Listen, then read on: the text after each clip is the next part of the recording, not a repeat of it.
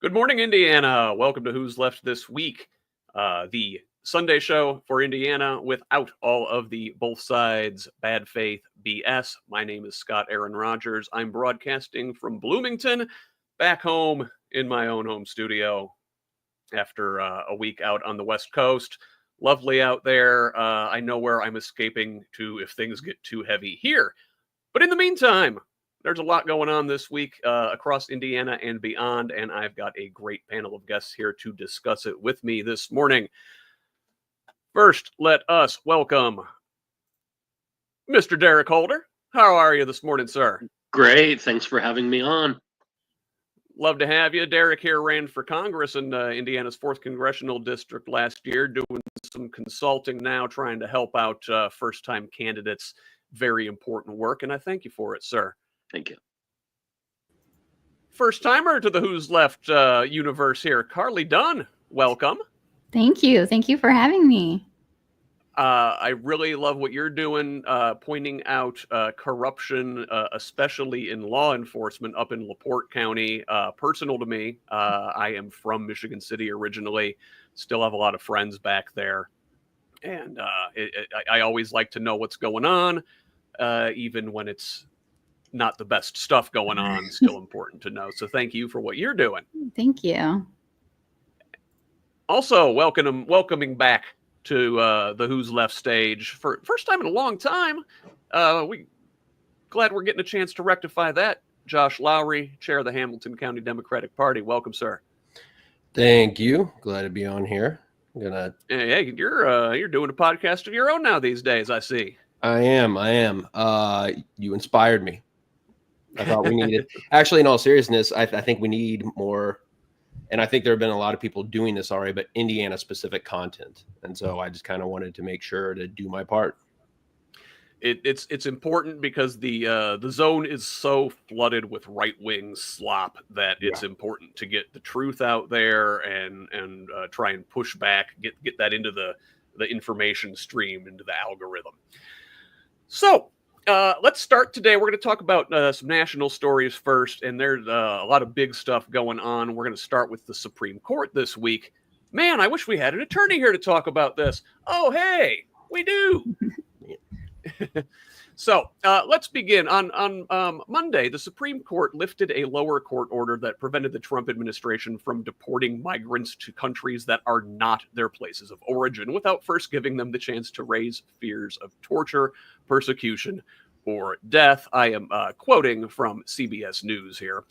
In a dissenting opinion, Justice Sonia Sotomayor accused the federal government of flagrantly unlawful conduct and called the majority's decision to intervene at this stage in the case inexcusable. She says the government has made clear in word and deed that it feels itself unconstrained by law, free to deport anyone, anywhere, without notice or an opportunity to be heard.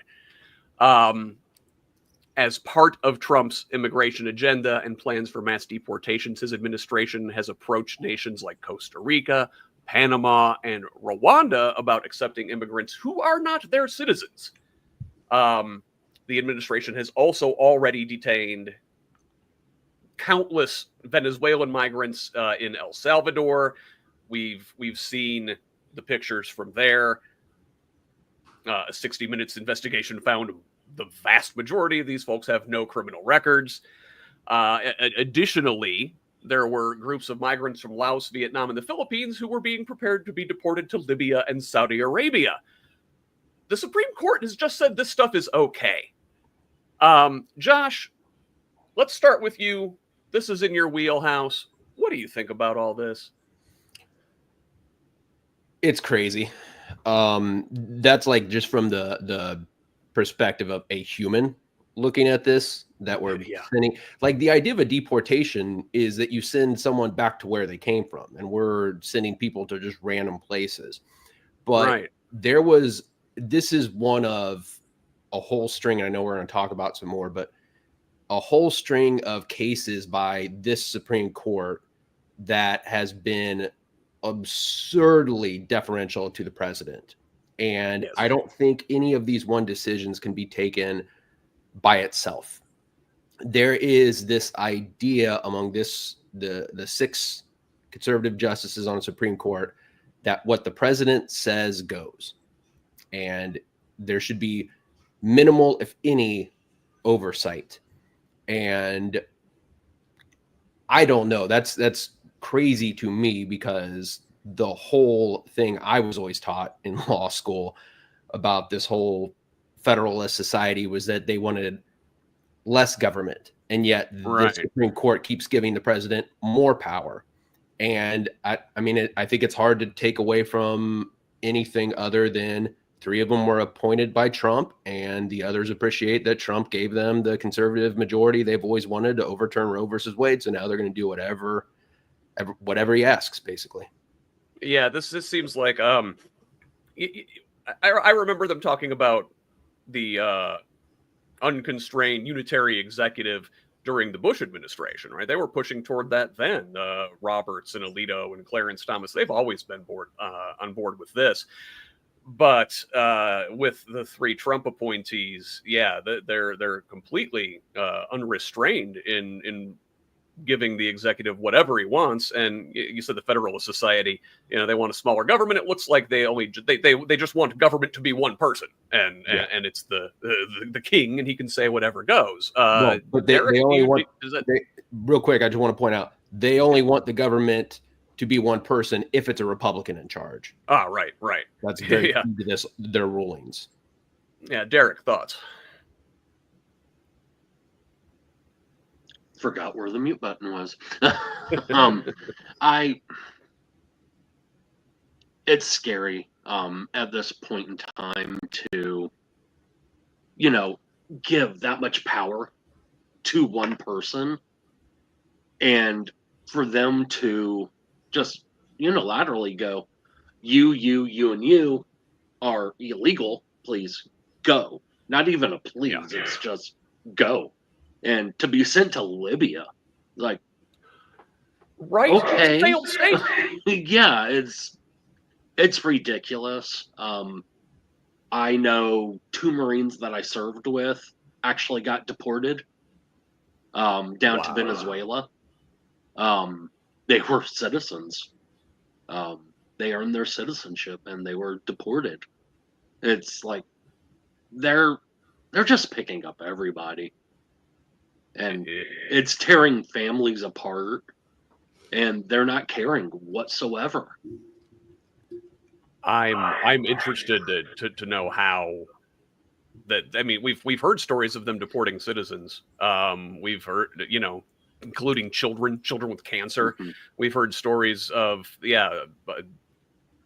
ridiculous, like veterans scooped up. If anybody, don't get. I got to move on before I get too angry to continue. Also, in the Supreme Court this week, Thursday, another backdoor blow to Planned Parenthood, ruling that states may cut off Medicaid reimbursements for the organization's non-abortion medical services as well. At issue was a provision of the federal Medicaid law that guarantees Medicaid patients the ability to choose their doctors, or in the words of the statute, they are entitled to any qualified and willing provider, which, sounds like Planned Parenthood would count as. South Carolina, however, maintained that it could disqualify Medicaid providers for any reason that state law allows. Justice Ketanji Brown Jackson, writing for the dissenting liberal justices, said this decision will strip Medicaid recipients all over the country of a deeply personal freedom, the ability to decide who treats us at our most vulnerable.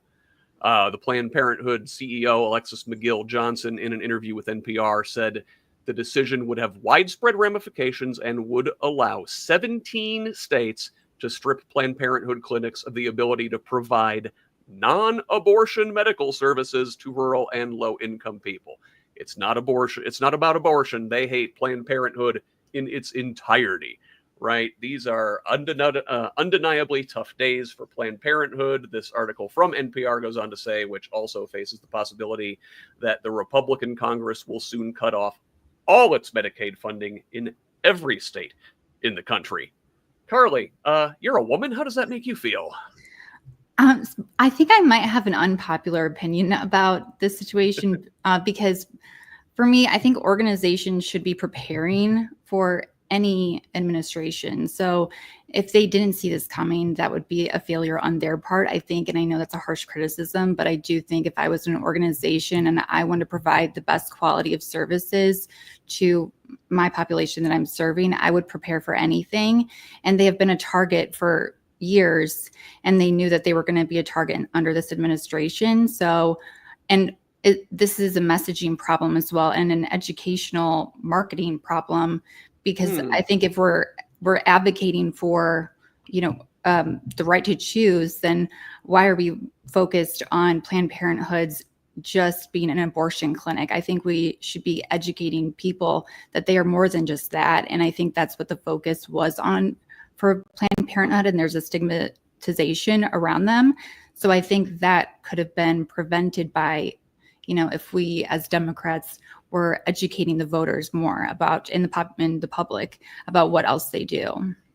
Yeah, but even, like you said, they saw this coming. They knew this was coming. They've been a target for, as long as I've been paying attention my entire life. Right. It's not like it's a secret. Right. I'm sure they were prepared. But if you have a hostile government and a hostile court, right, what are you going to do, right? There literally needed to be a plan B, and I don't think they have one. And well, pun intended, and now you can't go there and get any plan B. Right, exactly. Josh, this, explain it to me like I'm 5. I don't know, man. Like, if you don't have the right to your own body and your own provider, how is this a free country?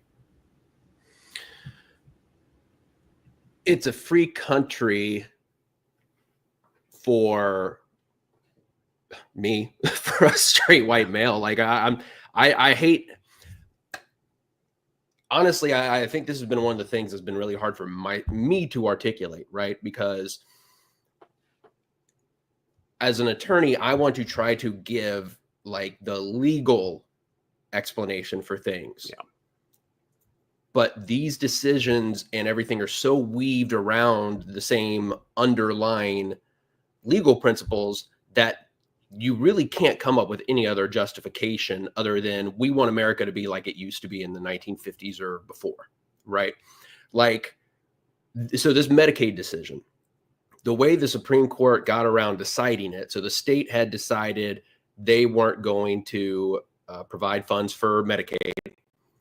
A woman sued, and the Supreme Court said, no, you don't have the standing, meaning you don't have the ability to sue to challenge this. But when they ruled against Biden's student loan forgiveness, they said that a person that didn't qualify for the student loan forgiveness had standing to sue. Those two things are incompatible, right? The only difference is one of them was done by a Republican and one of them was done by a Democrat. And it becomes very, very difficult to look at all these Supreme Court decisions together and come away with any other way than to tell, like if I were teaching a constitutional law class right now, I would tell the students, like, look, here's how you know how the Supreme Court's going to rule.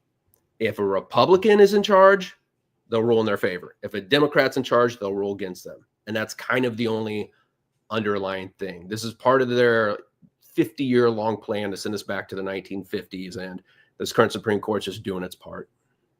Absolutely.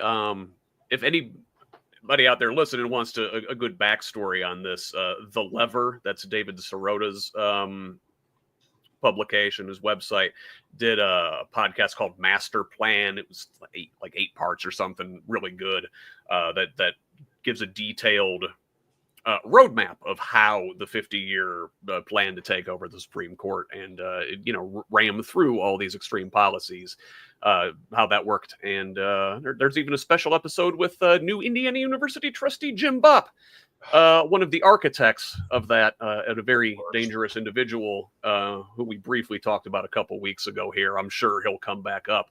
But for right now, let's move on to another Supreme Court case from NPR. The court upholds a law in Texas stating that you need to show proof of age, so your ID, to watch adult content on the internet. Now, this is the first time that the court has imposed such requirements on adult consumers in order to protect minors from having such access. And that's the reason for this case was to prevent children from having access to pornographic material. Again, you know, I don't think anybody's agreeing that they should have access to that. But the way Texas is doing this is by requiring every user, including adults, to first provide proof, typically via a government-issued ID, that they were at least 18 years old. Derrick, now, if you were interested in some adult content online, would you want to share your ID with that kind of website? No, heavens no. I mean, they can get hacked very easily. They probably don't have the strongest firewalls up. And, you know, who knows what shady, you know, producers or whatever sell those lists to, you know, third parties. So yeah, it's right for blackmail. Yeah, I hardly ever share my driver's license number with anybody as it is. So why would I do it for watching that type of content? Yeah.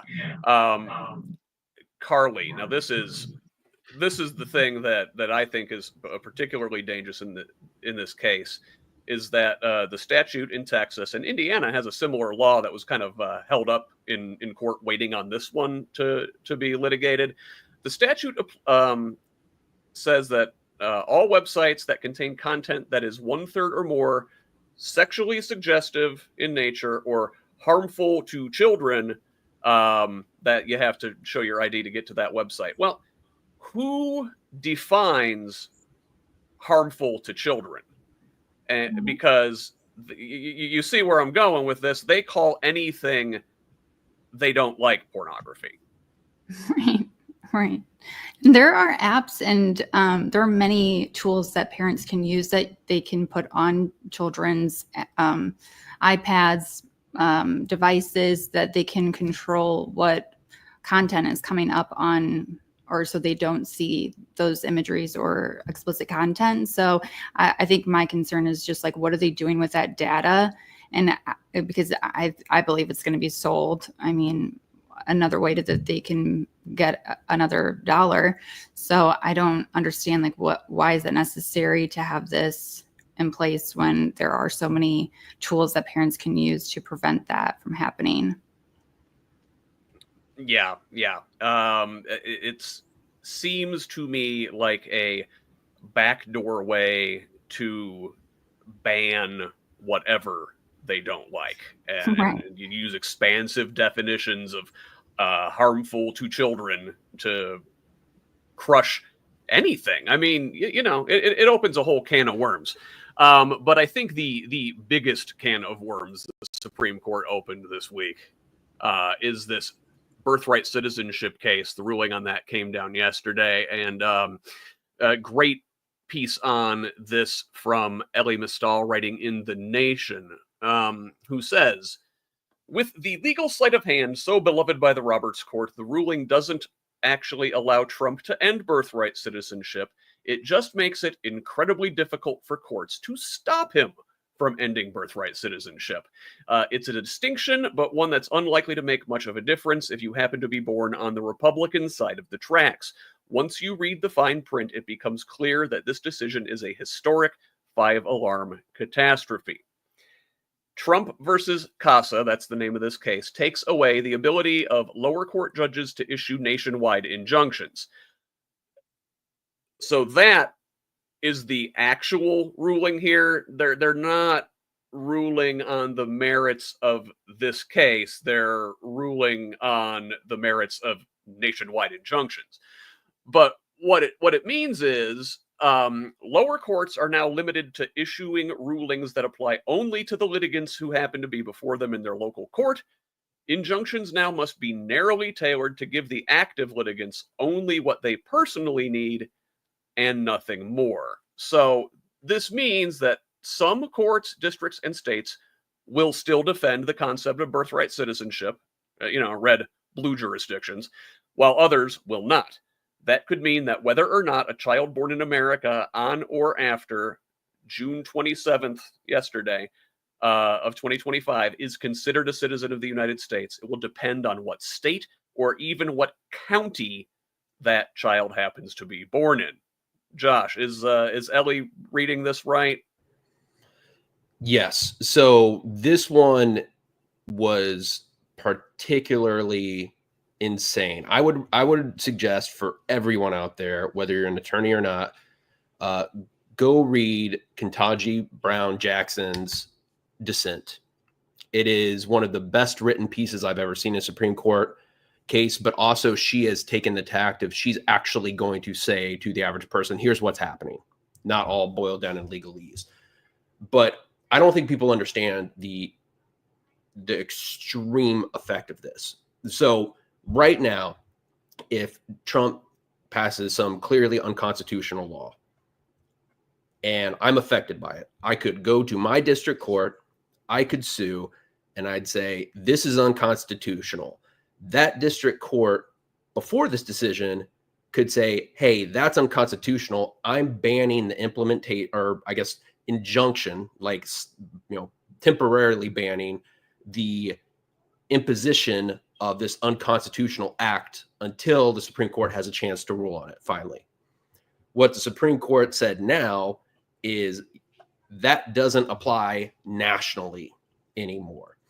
So what they are saying is a district court judge can look at Trump's action and say that is unconstitutional, but we have to allow it to go into effect in other states, in other places. Well, it's already been ruled unconstitutional. At least one district court judge thinks that this is likely unconstitutional. That's absurd. That's bananas. They are saying it is likely that there will be a determination by a Supreme Court that this was unconstitutional, but we're going to allow the government to do this unconstitutional act to certain people. And the extra kicker is they said that basically every court before them for 200 years was misinterpreting Congress's grant of power to the courts. So the Supreme Court never thought of this before. No court ever noticed this. This was just for 200 years. Everybody got it wrong. There is no explanation other than the fact these justices want Donald Trump to have more power. Because believe you me, the next time there's a Democratic president, they will find a way that that action is blocked by one judge. Of course. Yeah, you mentioned the 200 years of this precedent, right? Writing for the majority, Justice Amy Coney Barrett, Hoosier, can we disown her? She wrote her principal reasoning for this case is the High Court of Chancery in England, which existed at the time of the adoption of the Constitution. That's what she references. Okay, number one, this is a 14th Amendment case. The 14th Amendment was written, some 100 years after the founding of the country. That shouldn't matter. That should render the fact that we rebelled and broke away from England and told the king to shove it should mean that it doesn't matter what what was going on in the High Court of Chancery in England at the time of our Constitution. I don't know, man. I'm insane. Ms. Stahl closes by saying many of the legal fights brought against Trump over these first few months of his fascist reign are now moot and will have to be relitigated. And that the thing was, this is what Josh was getting at by removing this ability for courts to do this nationwide injunction. That's all that was holding back a lot of his worst stuff, and not just on this. Scary stuff. Also scary stuff, the regime, fascist regimes in particularly, love a good war. Now, we all remember earlier this week, it looked like we were on the verge of full-scale war in the Middle East. Fortunately, it appears we've got a ceasefire holding, and this is a ceasefire that apparently Trump arranged, so, credit there, I guess. But it looked like it may not hold on Tuesday. Trump said, and I quote, as soon as we made the deal, they came out and they dropped a load of bombs, the likes of which I've never seen before. The biggest load that we've ever seen. And he goes on to say, we basically have two countries that have been fighting so long, so hard, that they don't know what the fuck they're doing. Derrick, did it shock the ears to hear the F-bomb come out of the President of the United States' mouth? No, Lord, no. And great Trump, by the way. Thank you. I've been working on it. It sounds like it. Real quick, I didn't get a chance to talk on the last part. I just wanted to say, if Trump really hated his kids that much, he could have just told them so they don't get deported because of birthright citizenship. I mean, that's a strange way to say you hate your kids, but okay, there's that. The whole Israel-Iran thing, yeah, they've been going at it for thousands of years. Yeah, different names for the areas, but they've been going at it for thousands of years. It's not going to stop. I mean, until there is a major sit down with all the groups involved in the Middle East. Yeah. I mean, it's just not going to chill out all of a sudden.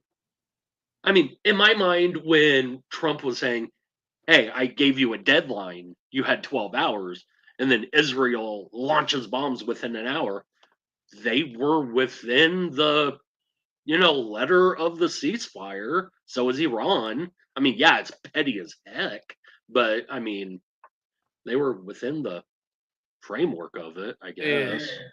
Yeah. Well, also in Iran, Israel news, remember last weekend that the U.S. struck the three big Iranian nuclear sites after Israel had launched some of their own strikes.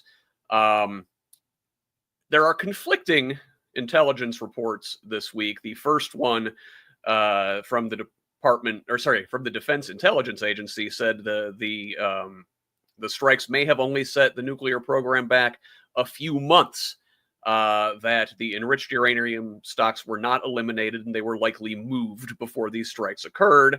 And Trump rails against this, against his own intelligence community and the media for reporting this story. And the next day, his CIA director comes out and says, oh, no, the nuclear program was severely damaged in recent airstrikes and that several key sites were destroyed, obliterated. And then Tulsi Gabbard comes out and offers a similar assessment. Carlie,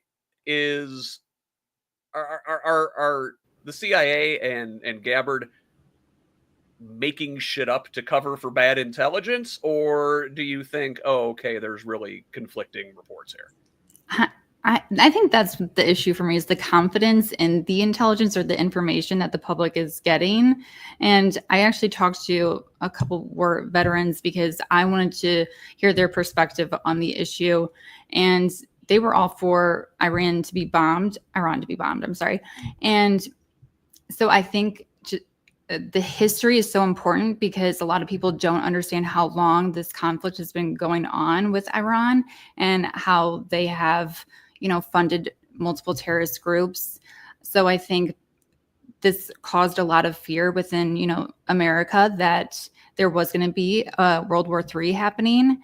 So that caused a lot of fear. And if we had more information provided to the public and more confidence that, the nuclear facility was actually completely gone, then I think that the public would feel a lot better. But just with the intelligence that we're getting and like the information, it just doesn't seem clear, which is concerning, I think, in that there's no confidence that are they going to stop now, or is this going to continue? And what does that look like in the future for America to be involved? Are we going to be, are we not? And it looks like they're okay with being involved in the future. Yeah. Where's Congress in all this is what I want to know. This was the U.S. strikes on Iran were an unprovoked attack on a sovereign nation by a country, on a country we are not at war with, who has never attacked us, who, we disagree with on many issues, sure, but this is one man, the president of the United States, saying, go do it. There's been bipartisan pushback in Congress from this. Representative Ro Khanna, Democrat, and Republican Thomas Massie wanted to invoke the War Powers Act, which, again, states only Congress can declare war. Speaker Mike Johnson then asserted himself that the War Powers Act is in and of itself unconstitutional, and that the president should have unfettered authority to declare war and peace. Again, Josh, I'm coming to you because you're the attorney here and you know your Constitution. I thought Congress declared war. They're supposed to. Yeah. I think we have to remember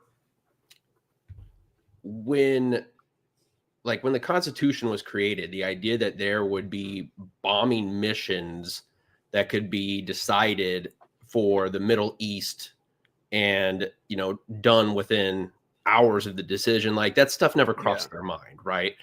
The idea of war when the Constitution was written required literal physical people going somewhere. So that is what they're thinking about. And this goes to the whole thing. I mean, when we were talking about the constitutional interpretation, we've kind of just gotten into this place where if it benefits a Republican, the Republicans are for it. If it doesn't, then they're not for it. And it's that simple. Would it probably be a good thing that, we follow the Constitution? Probably, just because that gives us some sort of baseline and it's not ad hoc decisions of how we're doing the international stuff. But I think my biggest concern, honestly, with all of this was I really think Israel was able to sweet talk Trump into doing these bombings.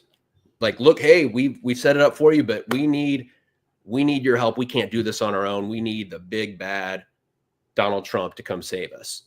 Mm-hmm. And Trump has never met a piece of flattery that he won't accept.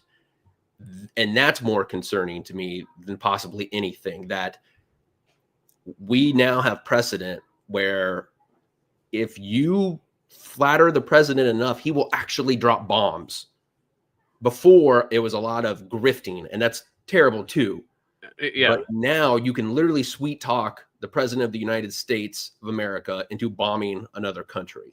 That's very concerning. Yes, very. Another piece of flattery for the president this week, though.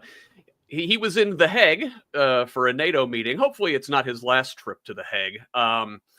But the NATO chief from the Netherlands, Mark Rutte, spent a whole day kissing Trump's ass, literally called him daddy on stage, said Europe is going to pay in a big way, as they should, and it will be your win. He also said to Trump, you will achieve something no American president in decades could get done. And the thing that they're really driving at here was the crown jewel of this gathering, a promise for European countries to spend 5% of their GDP on defense. Most aren't spending 2% right now. That's a huge sum of money.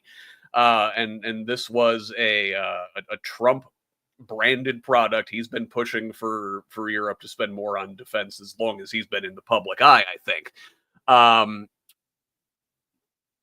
One thing that came out of this meeting is, there's a war right there on Europe's back door in Ukraine's war against Russia, probably the most pressing issue on their plate.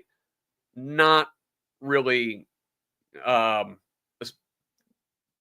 nothing came out of that at all, really. This was excised from the meeting's final declaration, the first time it has been missing since Putin invaded Ukraine in 2022. Carlie, I don't know. Why do those Russia rumors keep sticking around? I don't know. I can't get over the fact that somebody called him daddy, like in this professional NATO meeting. So that's just what sticks out to me with that. Yeah, I have nothing else. It's just the daddy is disgusting, and we have to stop that kind of rhetoric because it's absolutely repulsive. It is gross. It is repulsive. If flattery works to move Trump in your direction, do you do it anyway, Derrick? No. Me personally, and I believe most people have the moral sense to not do that. And plus, it just makes you feel icky to try to flatter someone that much. No. Yeah, and this is the head of NATO. You are a professional, high-level grown-ass man. You do not call anybody daddy. It's weird. Last thing, unless you're into that, I mean, well, yeah, hey, no judgment, but yeah, in a professional setting, I don't know, man. Last thing I wanted to talk about here before we get to our Indiana stories. One of the richest men in the world, Jeff Bezos, married Lauren Sanchez in Venice, Italy yesterday, in a wedding that has lasted all weekend, started Thursday. It's expected to cost $23 to $34 million, with locals in Venice revolting against this thing. A group called No Space for Bezos threatened to disrupt the guests' arrival with inflatable alligators, and a different group called Everybody Hates Elon, guess they hate Bezos too. Fair enough. They unfurled a large banner in Piazza San Marco bearing the legend, "If you can rent Venice for your wedding, then you can pay more tax."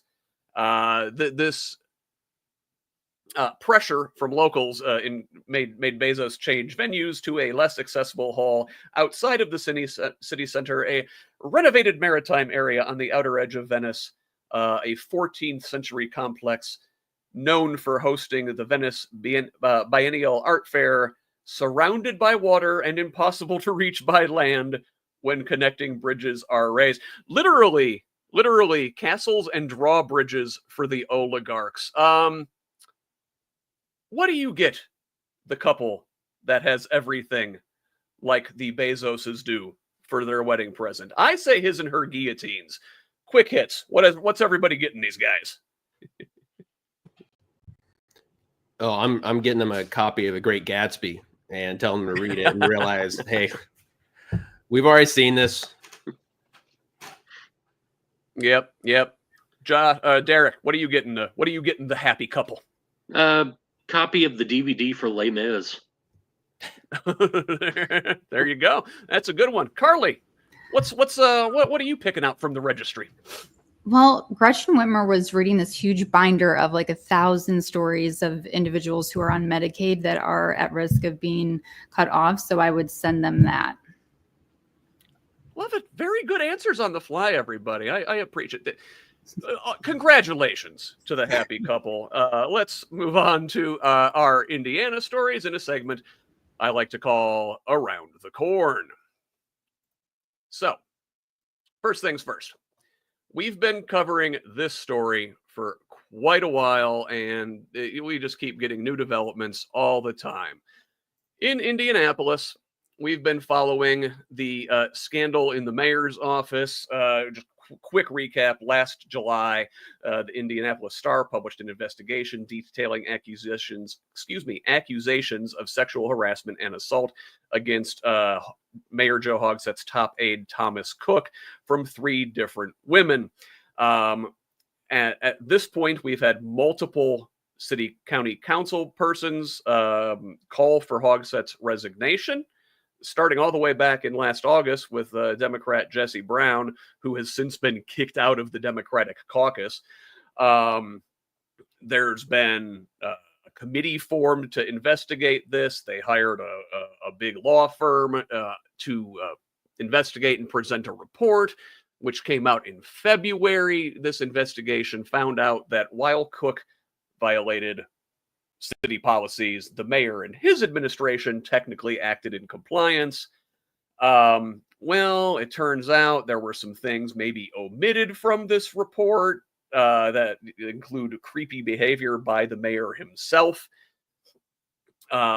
City council meeting a couple weeks ago, council president Samuel Osili had one of these survivors forcibly removed from the building while she was trying to make a statement during public comments.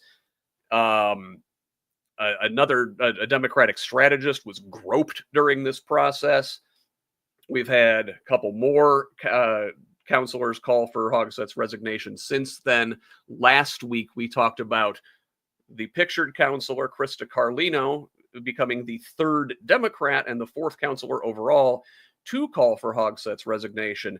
She also called for Osili and Council Vice President Allie Brown to step down from leadership, kinda, sorta, maybe alluding to their collusion in limiting the scope of the investigation to only Thomas Cook. So on Tuesday, in a Democratic Party caucus meeting, apparently Carlino was booted from the caucus. And great reporting all week from Abdul Hakim Shahbaz, Indy Politics. All this stuff in this section is quoting from him. So Indy Politics was told that the caucus vote was overwhelming, with members indicating that Carlino had offered no evidence to support her claims of undue influence on the investigation, nor had she raised those concerns internally before making her statement, which she made in a budget hearing. So it wasn't in the caucus. It was public first. And that is sort of their beef. So apparently Carlino was given the opportunity to acknowledge she was wrong and retract her statements, but she did not do so. Wednesday, she issued an apology, acknowledging her actions caused division and unintended personal pain. But she stood her ground. She didn't apologize for the substance of her remarks, more just that she surprised her colleagues with them in that setting. Thursday, in an interview with Shahbaz, she defended her calls for the mayor to resign, pushed back on personal attacks made by Vice President Allie Brown in a podcast appearance, and she said she expected disagreement but didn't expect character assassination. Quote, "I stand by everything I've said," she insisted. "I believe it was germane to the discussion. It was important that my colleagues understood why I was voting the way I did. She clarified that she had been kicked out of the caucus and given a 24-hour ultimatum to issue a public apology, or the vote to eliminate her would stand. So it sounds like she's still in the caucus. Man, that's got to be a difficult meeting going forward. Josh, you're a party chair. How would you handle internal disagreements within your organization like that? Yeah, well, I've generally found if we have internal disagreements, what's really helpful is to make them very public and absolutely burn the party down as we do so, which is kind of what just happened. Look, I kind of have this rule of thumb, and it's, as Democrats, we agree on the underlying, like we agree on the principle in public, and then we discuss the policy behind closed doors, right? So if you and I have a disagreement on a certain economic policy, it's not helpful to the party if we get in a Twitter fight about it, right? We should talk about that amongst ourselves. But when there's a disagreement on the principle, I think that is something that has to be done in public, because when someone is doing something that is against a principle you stand for, if you don't say anything, silence is complicitness. You know what I mean? And so I think the problem here is, I don't even want to say it appears, because it seems to have happened. People that have disagreed with the principle of how these allegations were handled and how the victims have been treated are being punished. That to me is not the way to run a party. But also, like, look, that's just a terrible look from every standard. Like, you're creating a precedent of basically, hey, if you've been the victim of some sort of harassment or sexual, mistreatment, well, I don't know if I want to come forward and say anything, because they'll drag me out of the fucking building in public. I don't know if I stand up for that person, I may get kicked out of the council or out of the caucus. Like, the fact that they would go after people in this way, I think is counterproductive to what we're trying to build and stand for as a party. We are not talking about some policy disagreement. We are talking about the way that reports and sexual harassment, how it was handled. Those are very different things. And by removing her from the caucus, they actually made this more public. They made it more of a problem than it already was. It sounds like complete internal mismanagement, but also as a party, guys, come on. Everybody can see what's happening right now. Like, we're showing our ass right now, and it's not helpful to us to build a party that way. Yeah. Derrick, you've run for office. You have a D next to your name. You're trying to run for office in Indiana. Joe Hogsett's the mayor of Indianapolis. He's the Democrat, I think, most Hoosiers know. He's the one they talk about on the local news, right? That gotta be him and Andre Carson are probably the most high-profile elected Democrats in Indiana. Carson's got a relatively small district. It's Hogsett's got the whole city county. He actually has a bigger district than Carson does. Does being tied to a guy like Hogsett hurt you when you're trying to run?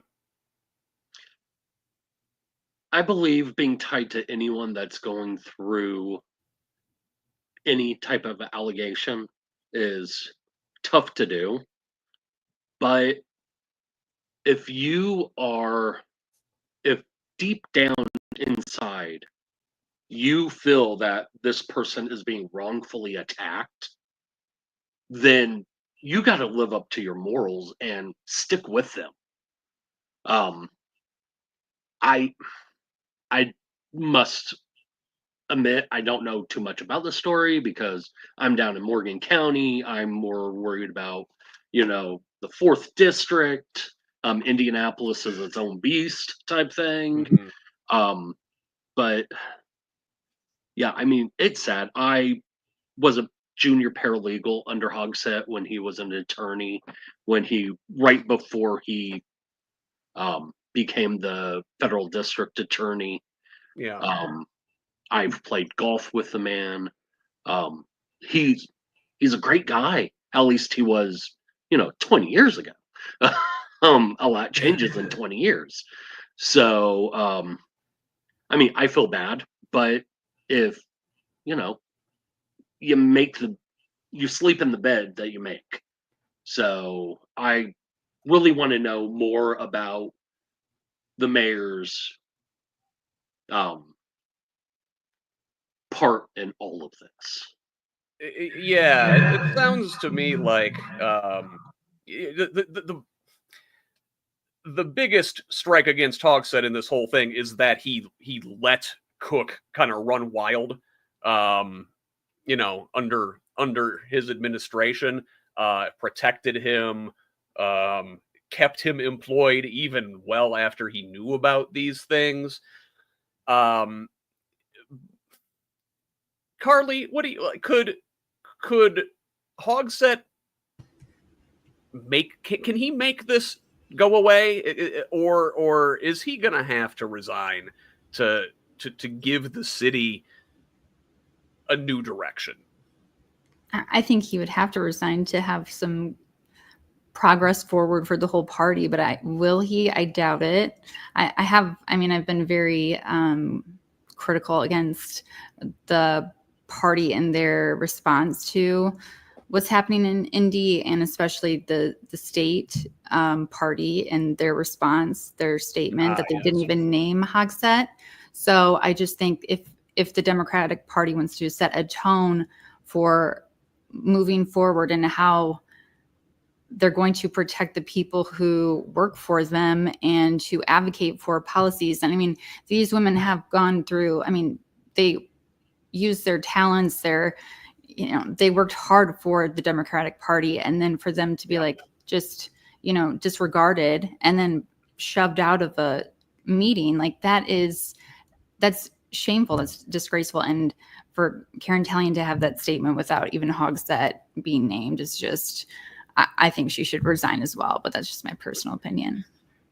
And certainly, I think as we talk later in the show about Zohran Mamdani in New York City and lessons that Indiana can learn from this, we'll come back to the party branding and the internal divisions here in Indiana. But, with that, I don't want to overlook the bastardry of the Republican Party in Indiana, who actually runs things in most of the state. So Mike Braun replaced the entire board of the IEDC, the Indiana Economic Development Corporation,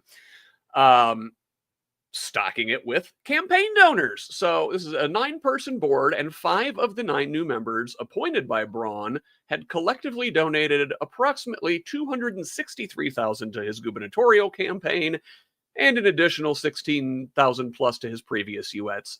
Senate campaigns. The contributing donors were George Thomas of Granger. He is an RV and trailer executive. Gus Olympidis of Valparaiso, who owns the Family Express convenience stores. We've got Richard Waterfield of Fort Wayne, CEO and chairman of Waterfield Asset Management, equity fund guy. Then we've got Chris King of Shelbyville, construction engineer, is an infrastructure, guy. And a woman named Billy Drago of Indianapolis, the founder and CEO of RepuCare, a workforce solutions. It's a medical staffing agency, basically. He also named, now somebody who's not a donor, but he named to the board Greg Gibson of Terre Haute, a commercial real estate developer, who had also previously founded Spectacle Entertainment in a bid to bring a casino to Terre Haute. And his co-founder of that organization faced federal charges in an ongoing investigation, in which one former lawmaker has already pled guilty. Now, to be fair, he did appoint a couple other folks, former Democratic House Speaker and gubernatorial nominee John Gregg, as well as David Fagan, a union guy from Portage. But in contrast to Holcomb, Braun appointed just one woman, and it doesn't appear to have any people of color on his new board. Derrick, Braun vowed to reform the IEDC to increase transparency. How is he going to do that? How is he going to change the perception of this agency when it just looks like a big sloppy kiss between him and his donors? Well, I mean,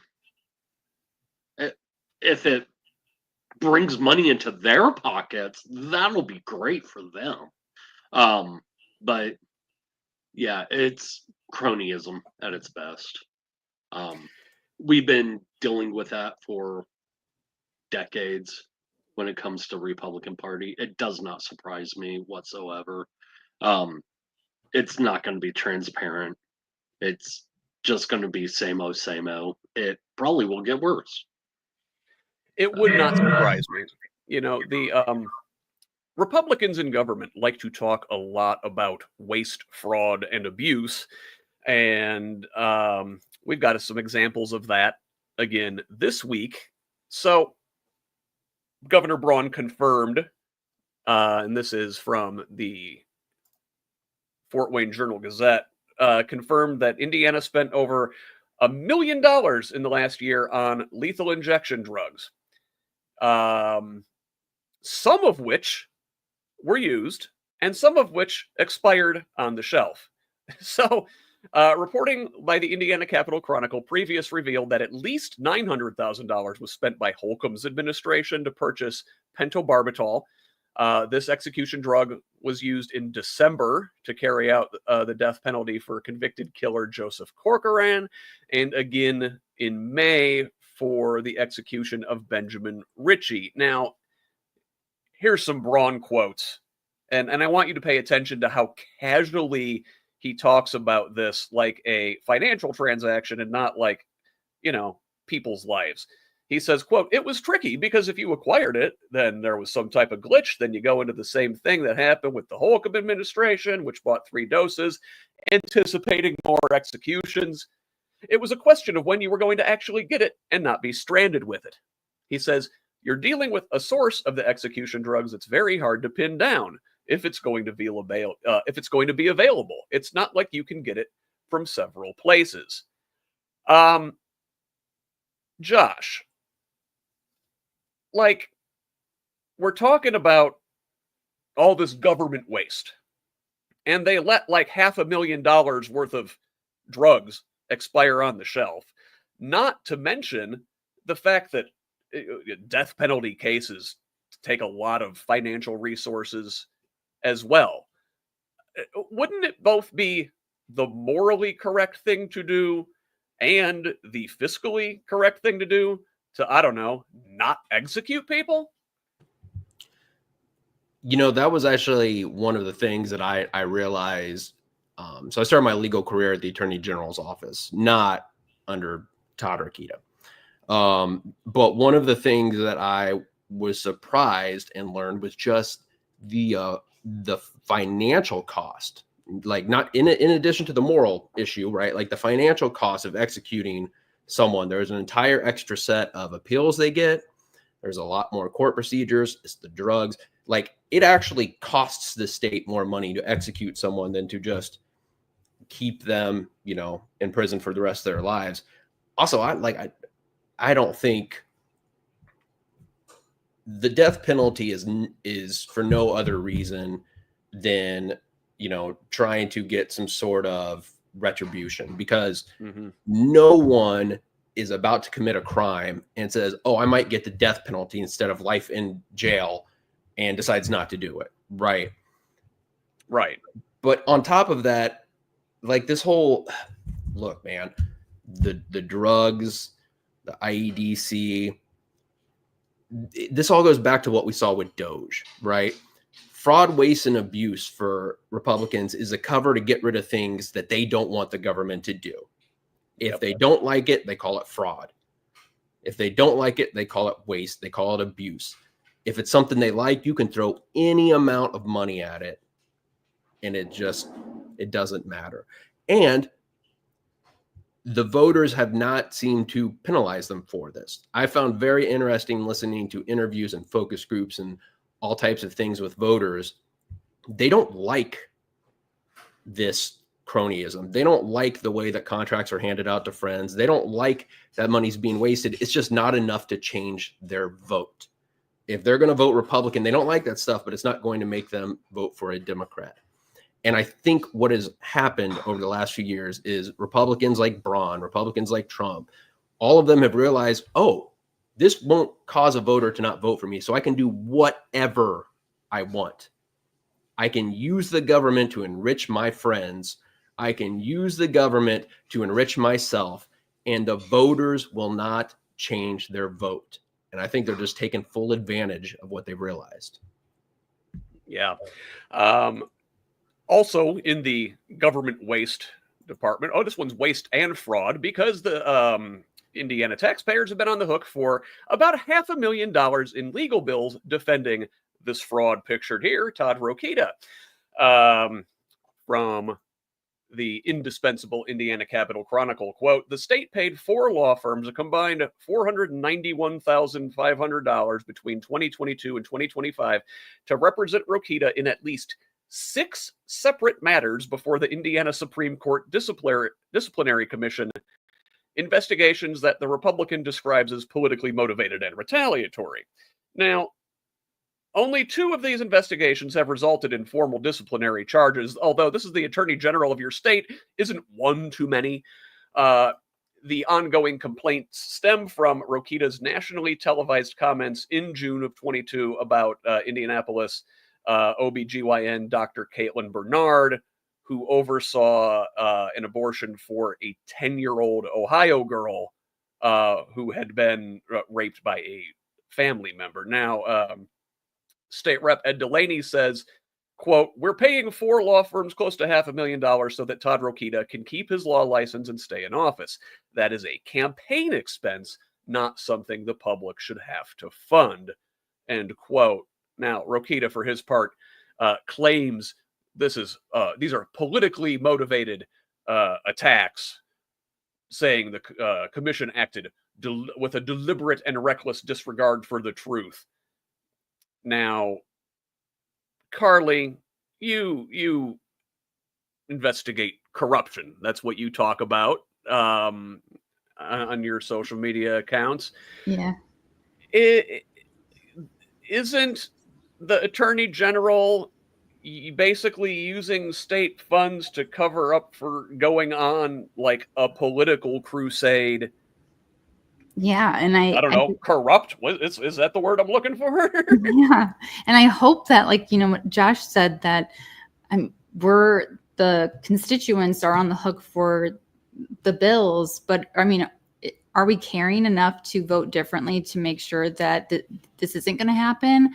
And I think like that's what I've been trying to do on a local level, is trying to inform people that when we vote people in who are corrupt and who are going to utilize the resources that these agencies have for personal use, and instead of their constituents that they're supposed to be serving, they're going to be at risk for lawsuits or, so then who's going to be on the hook for that in those legal bills? The taxpayers. So how do we inform the constituents like they are going to be impacted by paying for these bills, and because they are not good leaders and representations of what we need as leadership in Indiana or the rest of the country. So we shouldn't be paying for that. They shouldn't be in office. Yeah. But this does give me hope that I'm hoping with this disciplinary commission the investigation. I'm hoping that the prosecutor in my area that I'm from, there's going to be action there. So this does give me hope. Yeah. So kind of in summary, these last two stories, we spent over $1 million on these execution drugs. We spent about $500,000 on Rokita's legal bills. So that's about $1.5 million that could be spent somewhere else, like perhaps at the Indiana School for the Deaf. This one here. This is from WTHR Channel 13. The school for the deaf in Indianapolis serves about 350 deaf and hard of hearing children. The state, facing a budget crisis, slashed the school's funding by 5%. Advocates with the Indiana Association of the Deaf say that amounts to about $3 million. This has forced 26 layoffs, including teachers and nurses, plus no more Camp Willard, an annual summer camp for the young deaf kids. There will be no overnight health care for emergencies for the children who stay in dorms at the schools. Catherine Vest, vice president of the Indiana Association of the Deaf, said the cuts feel targeted, especially since traditional schools largely got spared from cuts in the budget. She says, "This is not justice. This is not equal access. Both private and public schools got a 2% increase, and they received a 5% cut." So apparently this is because lawmakers consider the Indiana School for the Deaf a state agency more than a school, which means it, like other state agencies, got an across-the-board 5% cut. Derrick, does this piss you off as much as it pisses me off? We're taking money away from disabled kids, basically, and giving it to Todd Rokita, or using it to kill people, or letting it expire on the shelves. Well, the Republicans hate DEI, and this is a straight attack at DEI. My mother-in-law, rest her soul, was completely deaf. She went to the Indiana Deaf School. So, this one strikes pretty close to home for my family. Yeah, it's ridiculous. Especially, going into the next segment. We're raising money for, rich people to go to school, but not those who truly need it. It's insane. Yeah, exactly. And you mentioned too far. Oop. So the vouchers, you're talking about sending, rich kids to school. So this one from WFYI, the public radio in Indianapolis. Indiana's private school voucher program grew to more than 76,000 students this year, with the state spending nearly $500 million to subsidize tuition at private, parochial, and non-religious schools. Well, there's your money for the deaf kids, plus several hundred million.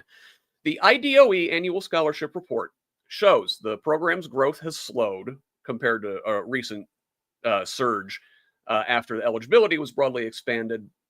But the state paid $497 million in tuition grants, a 13% increase over the previous year. In this last legislative session, state lawmakers removed all income requirements starting in July 2026, so that will only increase the cost of the program to extend it to the very wealthiest of families. Now, the story says vouchers were originally created to help low-income students and those in struggling public schools access private education. Maybe the current iteration of vouchers since about the 90s, but vouchers were originally created to, foster white flight away from recently segregated schools in the 1950s. But today, instead of these low-income students that these vouchers are supposed to help, the average student in the program is a white, female elementary student from a metropolitan area household with an annual income of more than $100,000. families earning less than $100,000 now represent just under 53% of participants.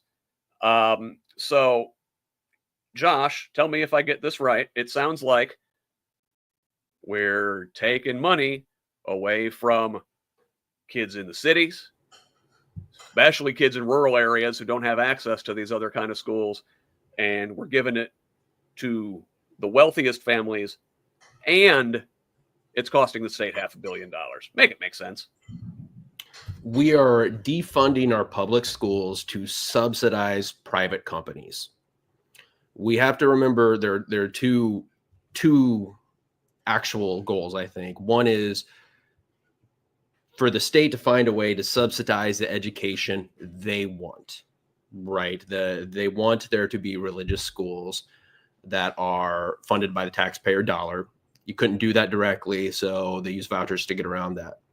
But we also can't separate the fact that these private schools are private companies, and that this is a way to funnel more money to them. It's what I said earlier about like the IEDC. You know what I mean? Like, the Republicans have just realized we can use the taxpayer funds to give handouts to all of our business donors, and the voters won't do anything in response to it. The thing I would like to see is, like, if it really is just about controlling education and letting parents have their own choice in schools, it's not about trying to find a way to fund religious education. What if we opened up just like the most left-wing school, like the Bernie Sanders School of Marxism or something? And I'm talking go all in, right? And let's see if they don't go then change the law on who vouchers can go to. I like it. Interesting thought there. So last thing in our Indiana stories here, another education story, this time at the other end of things in higher ed. Hundreds of IU degree programs are at risk of disappearing. And this is from WFYI again. Indiana University could lose hundreds of degree programs as part of compliance with an array of new laws affecting higher education that passed at the 11th hour of the legislative session, one of which requires public colleges and universities to eliminate programs with low numbers of degrees, averaged over a 3-year period. Most of these degrees with low numbers of recipients are in humanities and languages. Jewish studies, classical studies, multiple language departments could lose their main offerings. From 2020 to 2022, IU Bloomington, I am an alum, and I live in Bloomington here, conferred more humanities doctorates than any other university in the country. According to data from Carnegie Classifications, it also ranks first for number of languages taught. The law allows universities to petition the Indiana Commission for Higher Education for exceptions, but you know what? That amounts to grovel and we'll think about it. So, to comply with this law, the school is proposing to merge many of degree programs, perhaps. I get why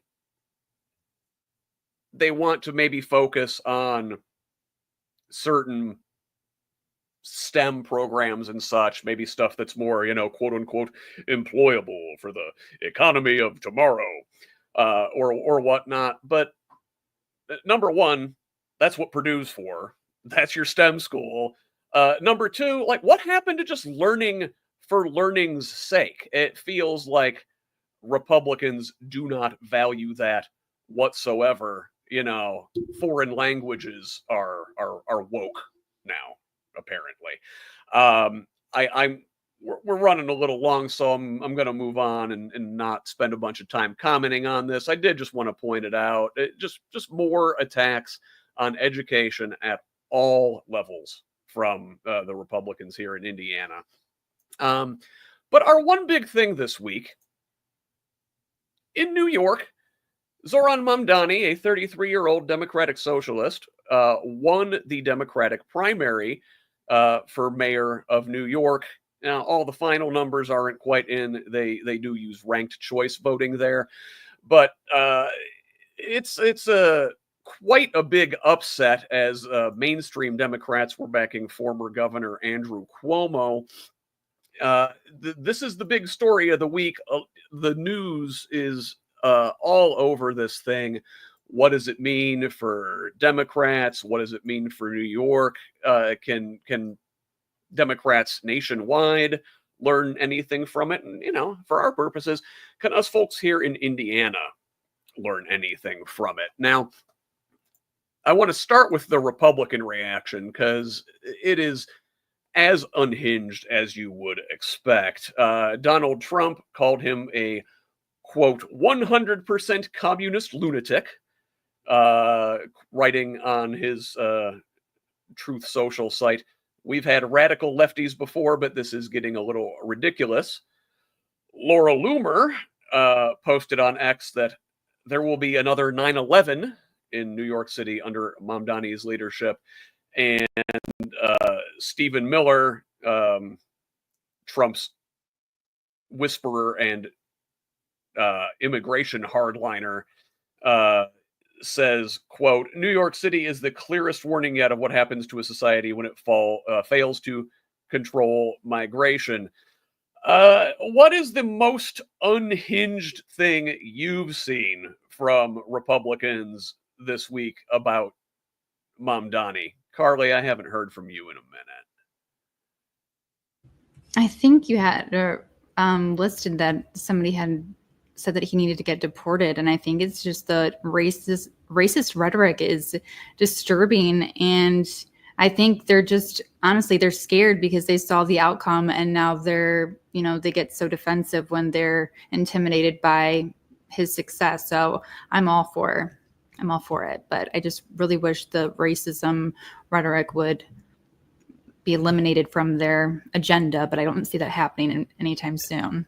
Yeah, that's kind of where Republicans have been on this. It was Andy Ogles, a House member from Tennessee, who said on X that, Mamdani should be deported and denaturalized. Right? This is an American citizen. This is a kid who grew up here. It makes me sick to say the words that he said, but he said, "Zoran Little Muhammad Mamdani is an anti-Semitic socialist communist who will destroy the great city of New York. He needs to be deported." Yeah, it says, "This is why I'm calling for him to be subject to denaturalization proceedings." That is probably, the grossest thing I've seen him say this week. But it's not just the Republicans, right? Democrats, too, have they've not gone with the racism overtly so much, although New York Senator Kristen Gillibrand got pretty Islamophobic with some of her comments. So, Derrick, what do you think of the mainstream Democratic response to Mamdani? It's shock. It is purely shock from them. They did not think somebody could come from grassroots area and actually take the nomination. I mean, it's shaking the party. Pretty bad. But yeah, the Islamophobic rants are ridiculous against anyone. To call him anti-Semitic because of his opposition to the Israeli-Iran war. I'm Jewish myself, and I criticize the Israeli-Iran war. You're not criticizing the people of Israel. You're criticizing the government. You and I had a lengthy discussion a couple months ago about this whole issue. I mean, it's not anti-Semitic to, go against the state of Israel because they're doing stupid crap. But I mean, it's a wake-up call for the Democratic Party. Absolutely. So some of these what they call third way Democrats, it's a centrist group. This is Matt Bennett, the co-founder of Third Way. He warned that Mamdani's policies are a political problem for the Democratic Party. He says, quote, the fact that Mamdani is young, charismatic, a great communicator, all of those things are to be emulated, but his ideas are bad, and his affiliation with the Democratic Socialists of America is very dangerous. It's already being weaponized by the Republicans. Josh, you're a Democratic Party leader in this state. Do you think Mamdani and his, democratic socialism makes things more difficult for you? I don't see how it affects me, to be honest, right? Like, I think something that I've always found weird about the way the Democratic Party operates in general is the way they don't ever look at things in like the Overton window of how things move left or right. And when a Republican is as right wing as you can get and makes it through their primary, the party circles around them. And they may have a lot of views that aren't mainstream, but in elections, it boils down to Republican versus Democrat. And they're saying we're in a circle around the Republican because we need Republicans. And they then, a lot of those Republicans to support the right-wing nut, then will go and say, hey, guys, just because he has this crazy view on something, he's not going to be able to do anything with it, right? Once he gets in charge, there's going to be checks and balances. But then when it comes to the Democrats, we act as though everything that someone proposes will become law the day they get elected. And like Zoran would be the mayor of New York City.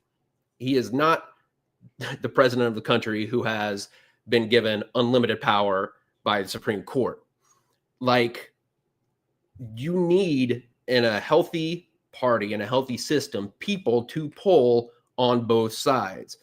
And what I find to be a problem is a lot of time the Democrats feel like the only people we can put forward are those people in the middle. Well, that keeps letting the Overton window shift farther right and farther right and farther right.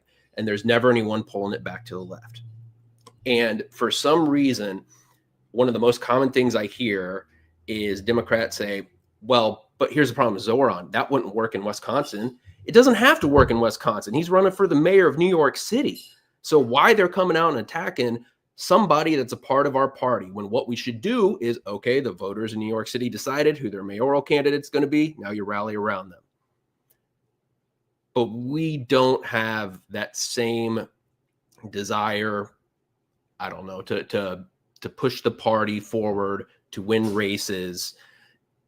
It seems like we're stuck in this vicious loop of how can we get the most generic person on the ballot, whether or not we lose over and over. It's like, yeah, look, we're hitting our head against the wall, but maybe we just need to hit our head a little bit harder this time.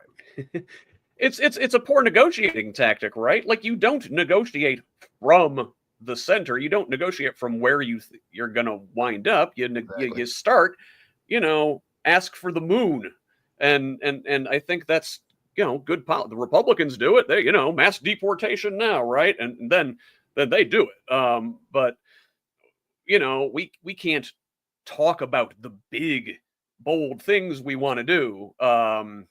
Because apparently that's supposed to scare people. What happened to vote blue no matter who, right? I remember, like, when the left complained about the meek centrism of Kamala Harris's campaign last year, folks were kind of told to suck it up and vote blue no matter who, right? Well, Zoran's the Democratic nominee in New York. Vote blue no matter who. Yet Andrew Cuomo, who the establishment Democrats lined up behind in this race, in this primary, is now going to run as an independent. So you've got like a four-way race, at least in New York now, between Zoran and, the incumbent Eric Adams is still there. He's an independent who was originally elected as a Democrat. It's questionable whether he has any Democratic leanings whatsoever. And then you also have this like far right guardian angels guy, this like vigilante group. Curtis Lee was the Republican in that race, and then you got Cuomo. So how far are centrist Dems going to go to crush this guy? Carlie, do you think they're going to line up behind Cuomo again going into the general? I mean, I would think so. If they, knowing the history of how they're sabotaging, candidates, I think that this is just another way of them doing that.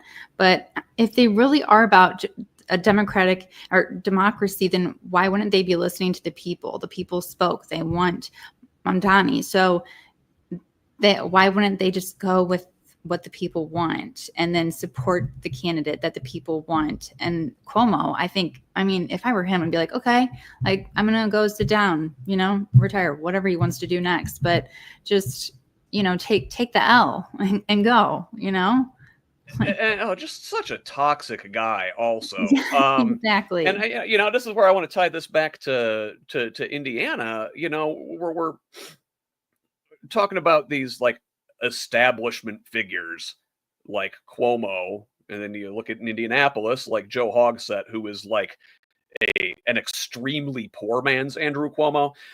The same kind of creepy guy. Cuomo's a little more handsy, but is the same thing. Milquetoast kind of centrism, Republican light, business friendly, in the bag for the like the real estate developers, and keeping the left down, keeping the machine in place, ruining the Democratic brand.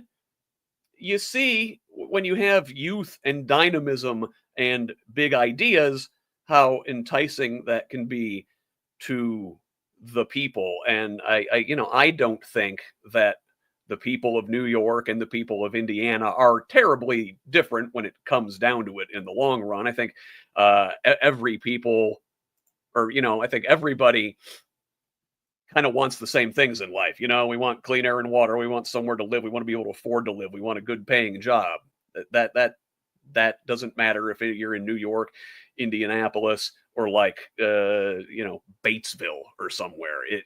People want what they want. They want government to work for them and not for the rich. I think the person who said it best is Bernie Sanders, who tweeted, "People like Mamdani are the worst nightmares. It's one thing for the Democrats to be strongly against Donald Trump. It is another thing to give working class people something to vote for, a positive agenda." He says, here it is. "You have talked for 6 months about the need to create political excitement to get working class and young people involved in the political process. That's exactly what Zoran did. Get behind him." There it is, right there. That people in Indiana, people everywhere, Democrats nationwide, I think, can take that to the bank. People want bold. They want big. They don't want more of the same. Am I seeing that correctly? Am I a naive leftist, bleeding heart liberal or whatever? Josh, start this off. Well, dude, we're not just going to skip over the fact that you have SNL level of impersonations. Like, this is high quality stuff. I will expect a Who's Left variety show coming soon. Look, I think we'll need some help with the script. Exactly. I think for the past 10 years, voters have shown they're mad with the status quo. Now, why that is, I think part of it is with social media, we're apt to messages that say everything is wrong and everything is falling apart. With that said, that's still what voters are going for, right? So I don't know why. I feel like too often Democratic consultants, Democratic, leaders, they are trying to say, here is what we think voters should want. And so let's pull the voters there, as opposed to saying, hey, here's what voters want. Let's go over there. And also, like, we can't separate the fact that these people aren't made in a lab, right? Like, candidates are literal people. And all the time people will say, well, what would be perfect is if we had a candidate that was X, Y, and Z. Well, there's not a person that is the perfect mix of X, Y, and Z. At a certain point, the candidates are people. They have their views, they have their beliefs, and we have to choose who are the best ones. And if Zoran can get it done, he can get it done. Just because he doesn't have the exact perfect mix of what somebody may want, sorry, that the perfect person in a lab doesn't really exist. Everybody keeps saying, well, if we had another Obama, we had one of those in 50 years. All right. The way that somebody was able to talk to everyone and get so much consensus view, that's why you call someone a generational talent. It's not just sitting there and someone's choosing not to do it. If I could do it, I would do it. Right. Like I couldn't win. That's why I couldn't win office. So like, Zoran's good. He's a good politician. He's good at media. He's good at talking. Like, Democratic Party just ground game, the massive ground game in New York. Like, you got somebody, like, if you have a winner, go with a winner. Like, you don't bench your best player just because he's not the player that you wanted out there. Like, if somebody's winning, they're winning. Yeah, exactly. And sorry. So, Derrick, you know, what are your thoughts? Is this relevant to Indiana, or am I, you know, seeing things that aren't there? No, it's relevant. It's extremely relevant. I've been posting like crazy for the past month or two that I know this is very unpopular, but burn it all down, restart, bottom up. We need grassroots, not who the state or the DNC want to run. I mean, candidates like Blythe Potter, Michael Potter, Michelle Higgs, Veronica Martz, Josh, Destiny Wells, they're grassroots. Tiffany Stoner, I mean, 64 votes. It's like, oh my God. They are very grassroots. I mean, I could tell you from personal experience, the party did not want me to run last year because there was already somebody running. And I mean, the people chose, you know, me to be the Democratic candidate for District 4. We have to leave it to the people, and we have to be where the people are. Yeah. I think the party as a whole, and there are exceptions out there, obviously. I mentioned a few. The party as a whole has forgotten our grassroots. I mean, we need to go back to FDR and the Second Bill of Rights. I mean, everybody deserves a fair education, safety, decent house, decent work, medical insurance. And I'm a strong believer that the entire DNC should run on that platform. We need to go back to FDR and be less reactionary. It's like we don't have a ground game. And we're losing like crazy here in Indiana. There is no reason that every candidate except for Mervan and Carson lost 30-70. Every single one of us except for Deb Pinkett in Spartz's district. The rest of us was 70-30. To me, that's a little too perfect for all the other ones, other 6 districts to all be at that number. But it's like, yeah, we need a serious change. I was very, very upset about who was chosen for the state chair. I was very much for Destiny. She would have completely changed our game plan. But we stuck with the old soldiers. And we need new blood. Yeah, absolutely. And even more so than age or how long you've been around. I think one of the things that people that resonated with people about Mamdani is that he was authentic. He was just himself. This is a guy. He used to be a rapper under the stage name Young Cardamom, right? He talked about. He used the phrase "globalize the intifada," which just means struggle, right? It's not like ooh bad words, but got crap about it for being anti-Semitic. He didn't apologize. He explained. You don't want you don't have to try and fit yourself in this box. You don't apologize for being yourself. You just do it. Carlie, is that what what I'm seeing? Does that Yeah. match up with what you see? It's just like he doesn't try to be something he's not, and people I think like that. Yeah, I think being authentic is so powerful in today's world. And I think that's why a lot of people vote for Trump, because he doesn't try to be somebody that he's not. I mean, people love who he is. And when people try to put on this persona that they are, I feel like a lot of times Democrats, they think that they're superior, or they put themselves above others because they're more educated or they have more money. And if we are the party about inclusion, then we have to be relatable, like we have to be with the people. And that's what Zoran did. Like, he is a person, like, people can relate to him. He utilized social media to his advantage. And I think that's what helped him in a lot of ways. And I hope that candidates in Indiana can do that as well, because if you're not going to get a lot of support from the state party, then you have to utilize social media to your advantage, especially with fundraising as well. And I'm really excited. And I hope that, the party sees that and they can move forward in progress. And hopefully, and I hope that Destiny Wells will continue with the party. And I hope that she didn't give up on Indiana.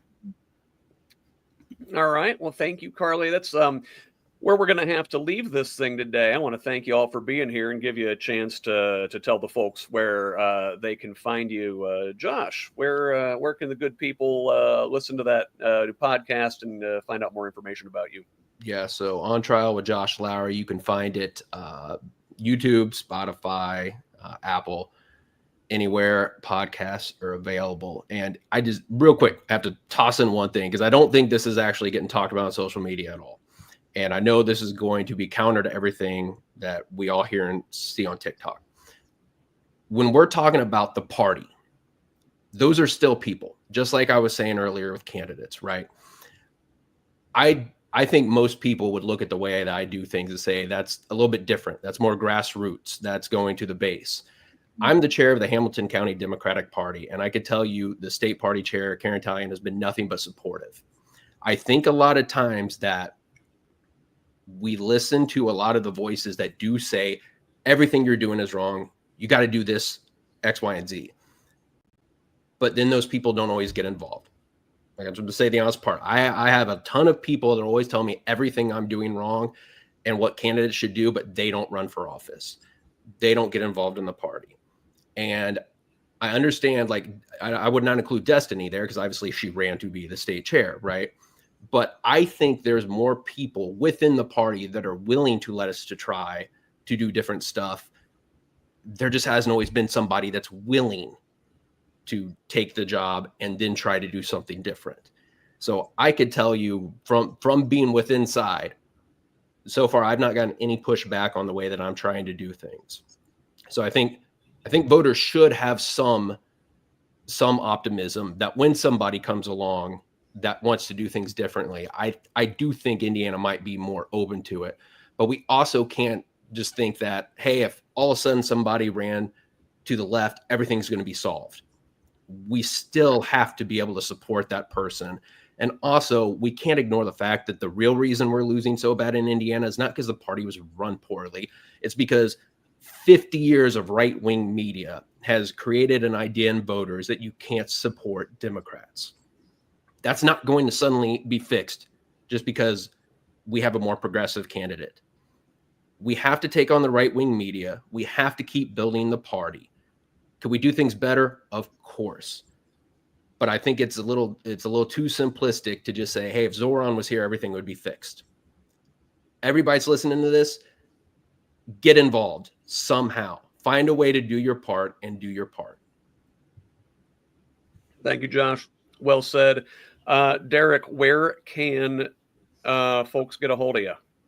I'm mostly on Facebook and Insta these days. It's just the People's Fourth. It's a page dedicated to the 4th Congressional District. I am also a political consultant. So if you need any speeches written, photographs, anything for your campaign, shoot me a message and we'll talk about it. Yeah, that's pretty much it right now. All right. Thank you, sir. Carlie, where can the good folks find you? I'm on Facebook and Instagram and TikTok, and my TikTok and Instagram is Carlie with IE. But you can find me, I think, with my first and last name. All right, and yeah, you're putting out great content, calling out some corrupt actors up there in LaPorte County. We appreciate that, and folks can find me at whosleft.us. Until next week, I want to say on behalf of my panel, Josh Lowry, Derrick Holder, and Carlie Dunn, thanks for joining us here today. Until the next one, love each other, Indiana.